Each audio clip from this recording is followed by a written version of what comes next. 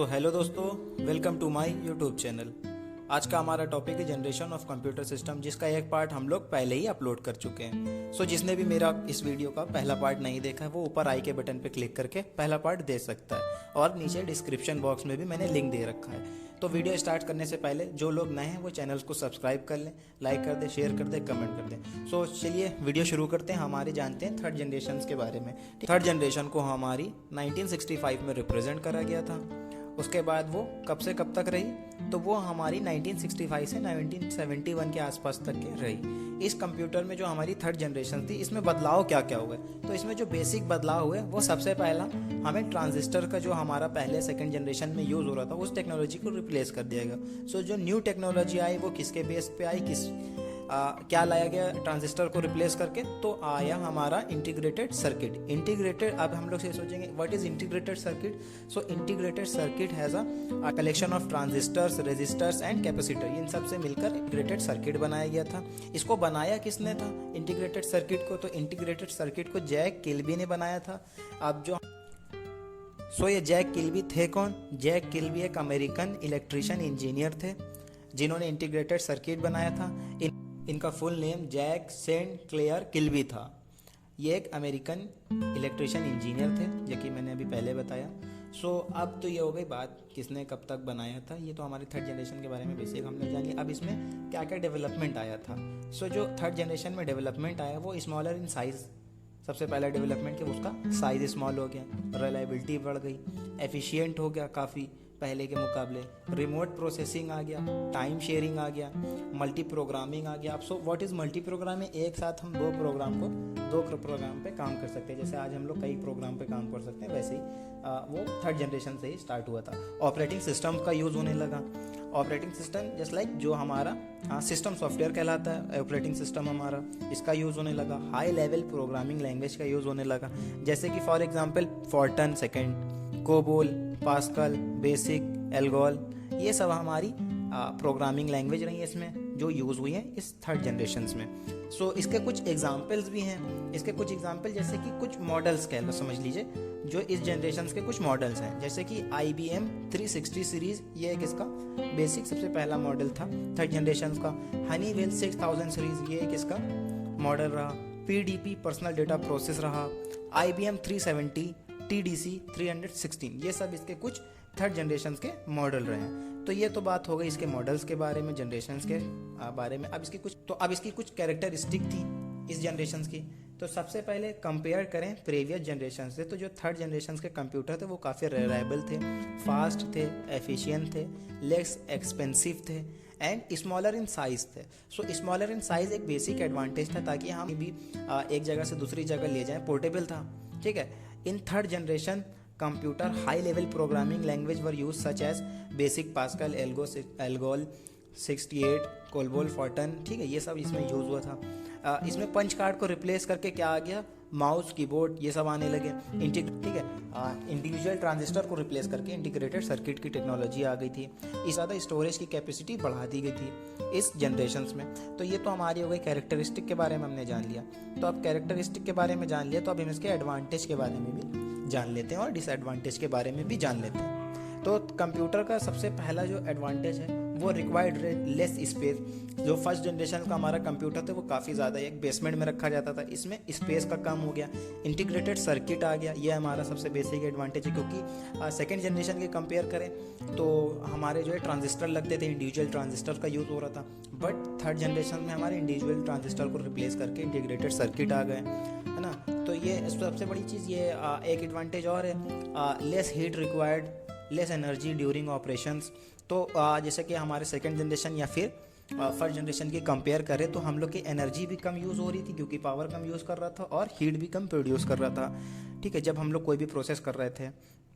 इसमें चांसेस भी थे कि कम हार्डवेयर फेलर के चांसेस थे पुरानी जनरेशन्स के मुकाबले, ये हमारा एक एडवांटेज है। इस जनरेशन में पंच कार्ड को रिप्लेस कर दिया गया और क्या, माउस और कीबोर्ड का यूज़ करा गया, जिससे हमारी स्टोरेज कैपेसिटी भी हमारी इसमें काफ़ी ज़्यादा हद तक के बढ़ा दी गई थी, और ये कंप्यूटर बेटर स्पीड में थे और पोर्टेबल थे। ये तो इसका होगा एडवांटेज की बात, हमने कुछ समझ ली। अब हम उसके कुछ डिसएडवांटेज के बारे में जान लेते हैं। तो डिसएडवांटेज क्या क्या थे इस जनरेशन के। This computer still require air condition. इस कंप्यूटर को अभी भी क्या ज़रूरत थी, एयर कंडीशंस की ज़रूरत पड़ रही थी, एसीज की ज़रूरत पड़ रही थी ताकि वो कूल रहे। हीट सेकेंड जनरेशन की कंपेयर में काफ़ी कम कर रहे थे, बट अभी भी एसीज की ज़रूरत थी। ये जो मैन्युफैक्चर कर रही थी, इसका डिसएडवांटेज क्या था, आईसीज जो मैन्युफैक्चर हो रहे थे वो हाई सोफिकेटेड टेक्नोलॉजी के यूज़ थे, मतलब हाई सोफिकेटेड टेक्नोलॉजी उसमें यूज़ हुई थी। मेंटेनिंग आईसी चिप्स वर डिफ़िकल्ट। आईसी चिप्स जो थी यानी इंटीग्रेटेड सर्किट चिप्स थी, उसको मेंटेन करना ये काफ़ी डिफ़िकल्ट काम हुआ करता। तो ये तो इसके हो गए डिसएडवांटेज के बारे में हम लोग ने इसके समझ लिया। किसके, थर्ड जनरेशन की बात हो गई, हम लोग इंट्रोडक्शन समझ लिया, कैरेक्टरिस्टिक समझ ली और इसके जनरेशन्स के बारे में समझ लिया हमने। अब हम लोग बात करते हैं कैरेक्टरिस्टिक और कंपोनेंट्स के बारे में बात करते हैं। तो कैरेक्टरिस्टिक और कंपोनेंट्स क्या रहे थर्ड जनरेशन के, तो इसमें जो मेन इलेक्ट्रॉनिक कंपोनेंट्स था वो क्या बन गया, इंटीग्रेटेड सर्किट की टेक्नोलॉजी आ गई। प्रोग्रामिंग लैंग्वेज कौन सी यूज़ हुई, इसमें high level programming language use हुई ना। और मेमोरी का यूज़ क्या हुआ, लार्ज मैग्नेटिक कोर और मैग्नेटिक टेप और मैग्नेटिक डिस्क जैसे कि पहले चल रहे थे, बस स्टोरेज काफ़ी ज़्यादा मतलब पहले के मुकाबले हो गया। इनपुट आउटपुट डिवाइस क्या रहे, इनपुट आउटपुट डिवाइस में मैग्नेटिक टेप रहा, मॉनिटर रहा, कीबोर्ड रहा, ये सब चीज़ें रही। एग्जाम्पल्स ऑफ थर्ड जनरेशन यानी कुछ एग्जाम्पल्स रहे जो मॉडल थर्ड जनरेशन में आए, जैसे कि IBM 360, IBM 370, PDP second, NCR 365, B6500, UNIVAC 1108, ये सब हमारे कुछ एग्जाम्पल रहे हैं जो इस जनरेशन में यानी मॉडल्स रहे हैं जो इस जनरेशन में आए। सो ये तो बात हो गई थर्ड जनरेशन के बारे में। फोर्थ जनरेशन की तरफ अब बढ़ते हैं। फोर्थ जनरेशन की तरफ बढ़ने से पहले अगर अभी तक के आप लोग ने चैनल को सब्सक्राइब नहीं करा तो प्लीज़ चैनल को सब्सक्राइब कर लें। सो हमारी फोर्थ जनरेशन में बारे में हम जानते हैं कि फोर्थ जनरेशन में क्या क्या डेवलपमेंट हुए, कब आई। फोर्थ जनरेशन हमारी 1971 में प्रेजेंट करी गई थी और इसको हम लोग प्रेजेंट टाइम में भी ये चल रही है। इसमें जिस टेक्नोलॉजी का यूज़ हुआ था उस टेक्नोलॉजी का नाम है माइक्रो प्रोसेसर। सो ये जो सबसे पहला माइक्रो प्रोसेसर लॉन्च हुआ था वो इंटीग्रेटेड सर्किट का कलेक्शन था। जैसे कि हम लोग ने पहले थर्ड जनरेशन में पढ़ा कि कई ट्रांजिस्टर का कलेक्शन था इंटीग्रेटेड, तो इसी तरह से ये कई इंटीग्रेटेड सर्किट्स का कलेक्शन था जो अकेली एक सिंगल चिप थी जिसको हम लोग माइक्रो प्रोसेसर्स के नाम से जानते हैं, है ना। इसमें कई सर्किट्स की परफॉर्म करने की अकेले क्षमता, इसमें जो अकेले क्षमता है वो कई सारे सर्किट्स की परफॉर्मेंस के बराबर है। जैसे कि ये अर्थमेटिक परफॉर्म कर सकती है, लॉजिकल परफॉर्म कर सकती है और कंट्रोल कर सकती है एक ही चिप सारे फंक्शंस को। जस्ट लाइक दैट कि क्या ऐसे कौन सी जो है हमारा डेटा मेमोरी से निकल के हमारे रैम पे आएगा, हमारे जो है डिस्प्ले शो करेगा, इनपुट क्या है आउटपुट क्या है, कैलकुलेटर से अगर हम लोग कोई कर रहे हैं, हम लोग उसको इनपुट दे रहे हैं, तो वो सारे कमांड्स को सब कुछ ये हमारा एक सिंगल माइक्रो प्रोसेसर ही कंट्रोल करता है, ठीक है। सो इस जो टेक्नोलॉजी का नाम है माइक्रो प्रोसेसर। सो ये माइक्रो प्रोसेसर साइज़ में भी काफ़ी छोटे होते थे। सो हमारा जो है पहला माइक्रो प्रोसेसर था उसका नेम था इंटेल 4004। ये हमारा जो है 1971 के ही टाइम डेवलप किया गया था और इसका नाम दिया गया CPU, it's mean central processing unit. Okay, so अब हम लोग ने इसके फोर्थ जनरेशन के बारे में थोड़ा सा समझ लिया। अब हम लोग इसका आर्किटेक्चर्स के बारे में भी जान लेते कि ये कैसा आर्किटेक्चर है हमारी फोर्थ जनरेशन का।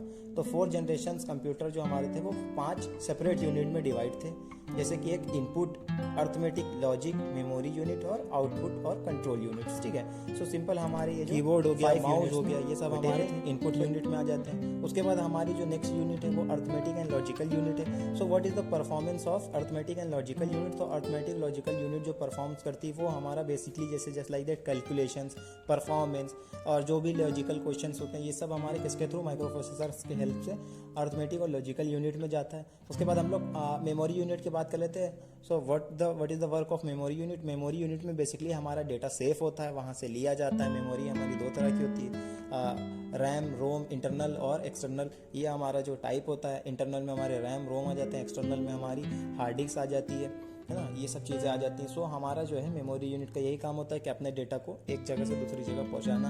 हार्ड डिस्क से अगर कोई डेटा हमारा सेफ है तो वो हमारा जो आएगा वो हमारा डेटा कहाँ आएगा, रैम पे आएगा। विदाउट रैम हमारा डेटा शो नहीं होगा। देन और जो है हमारा कोई भी डेटा स्टोर होगा वो तो हमारा हार्ड डिस्क में होगा। उसके बाद हमारा कंट्रोल यूनिट का काम होता है कि जितने भी पार्ट्स फंक्शंस परफॉर्म हो रहे होते हैं कोई भी हमारा हार्डवेयर कनेक्ट होता है तो उन सबको कंट्रोल करना कि हमारा माउस कितनी स्पीड से काम करेगा, इट इज़ कंट्रोल यूनिट।